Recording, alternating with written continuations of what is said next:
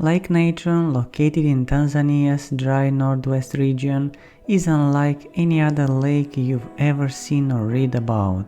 Or perhaps it was only a fantasy. Why? Well, for starters, parts of it sometimes turn red. And we bet you've never seen a red lake before. The lake's salinity has attracted cyanobacteria, salt-loving halophilic microorganisms that rely on photosynthesis to exist. Different pigments are carried by cyanobacteria in general. Their color turns the water in Lake Natron a brilliant red. A few fish, insects and algae species manage to survive in the lake. Some alkaline tilapia, a cichlid, may survive in the colder regions of the lake.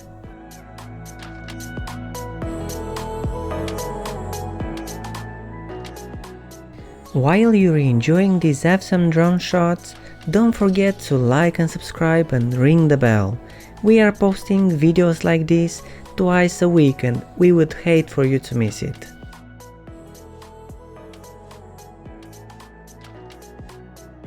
Lake Natron, on the other hand, may be a death trap for some species, particularly birds.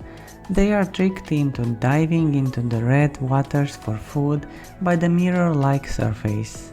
They calcify on the exterior and inside as a result of the poisonous potion. This tiny yet vast lake is only 3 meters deep but stretches for 22 kilometers. An unusual form of lava rich in sodium and potassium carbonates poured down the slopes of Old Oino Lengai volcano and into the lake during the Pleistocene period. One bird species, however, has made Lake Natron its home without difficulty. There are almost 2.5 million endangered flamingos that breed in this area. 75% of the world's flamingos are born on its shores. Flamingos don't have to worry about predators since they eat algae and cyanobacteria. They can deal with the hot waters because the salt is filtered out by the glands in their heads. They prefer to stay in the calmer sections, but if necessary they may wade into the boiling soup. Their skin is thick enough to protect them from burns.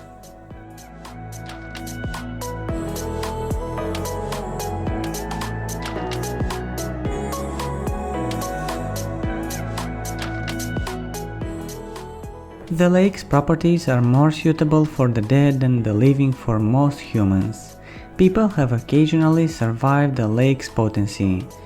A helicopter carrying a crew of wildlife photographers who wanted to film the flamingos crashed into the lake in 2007. It ended up nose first in the water. Everyone survived the crash, although they are completely unprotected in the water. They managed to drag themselves ashore despite the burning of their eyes and skin. Some locals stepped in to assist them. They would have died if they had stayed in the water a longer time.